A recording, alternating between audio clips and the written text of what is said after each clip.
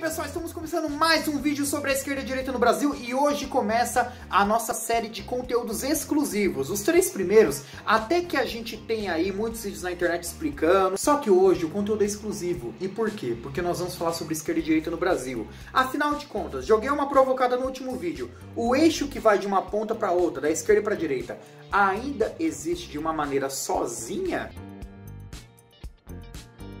E a resposta é que sim! Mas como assim, JB? Você tinha explicado que você tinha que fazer 2 eixos com um quadrado e agora não tá entendendo nada. Calma, o quadrado vai existir, mas o eixo também. Por volta de abril e maio de 2020, eu assisti um conteúdo maravilhoso na internet que explica o que é esquerda e direita, só que ele explica por ideologias. E ele tinha falado uma coisa na primeira aula que vale ressaltar aqui também. Para você entender o que é esquerda e direita no Brasil, primeiro você tem que entender os critérios que levam a ser o que é esquerda e direita. Um deles, por exemplo, é a localidade. Você tem que saber a história do Brasil para entender por que essa é a direita, por que essa é a esquerda. Porque apesar da essência ser referente à Revolução Francesa, ser referente a tudo que a gente falou nos últimos 3 vídeos, você tem uma questão de localidade. O segundo ponto é medir os extremos. Quem é o mais extremo para a esquerda aqui no Brasil e quem é o extremo da direita aqui no Brasil. E à medida que você vai medindo esse extremo e você tem um ponto de equilíbrio, de uma política ideológica que prega o equilíbrio, você vai encaixando o espectro político de uma maneira até formar esse eixo que vai da extrema esquerda para a extrema direita.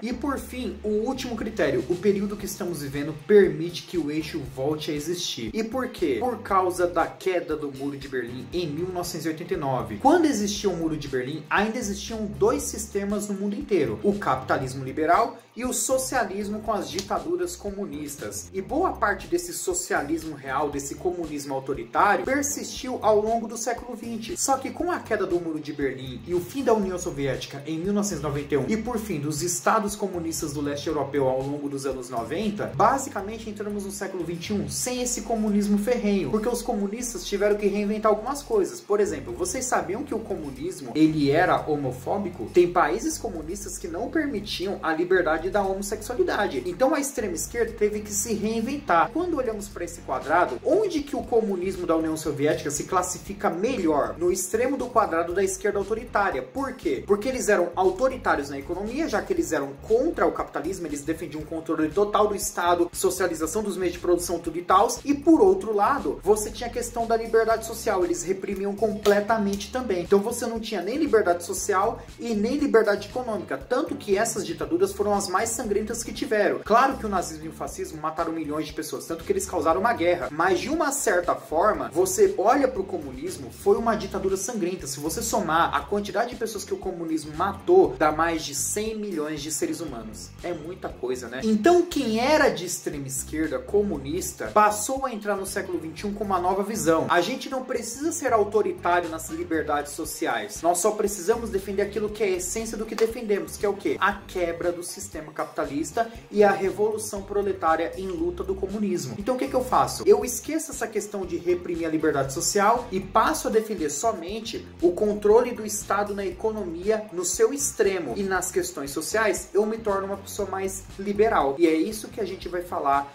no próximo vídeo. Ou seja, o quadrado da esquerda autoritária, ele meio que foi abandonado no Brasil, porque os comunistas do Brasil, eles passaram a se reinventar para o século XXI nas partes sociais. Por isso que quando você entra em sites de alguns partidos comunistas que vocês verão no próximo vídeo, tem alguns que defendem o movimento LGBT, o movimento dos negros, o movimento das mulheres, mas sem deixar de lado a pauta importante, a revolução proletária e o comunismo. E isso só envolve a questão econômica, não envolve a questão de liberdades sociais, entende? Então essa esquerda autoritária no Brasil não existe mais. Então o que passa a acontecer? Sobram 3 quadrados, o da esquerda liberal, da direita liberal e da direita autoritária. E aí o que a gente vê aí? Um L. E o caminho desse L fará o novo eixo de esquerda e direita no Brasil, que vai da ponta da esquerda liberal até a ponta da direita autoritária. E aí nós temos uma noção de onde estão a esquerda e a direita no Brasil. E esse eixo tem as seguintes divisões: extrema esquerda,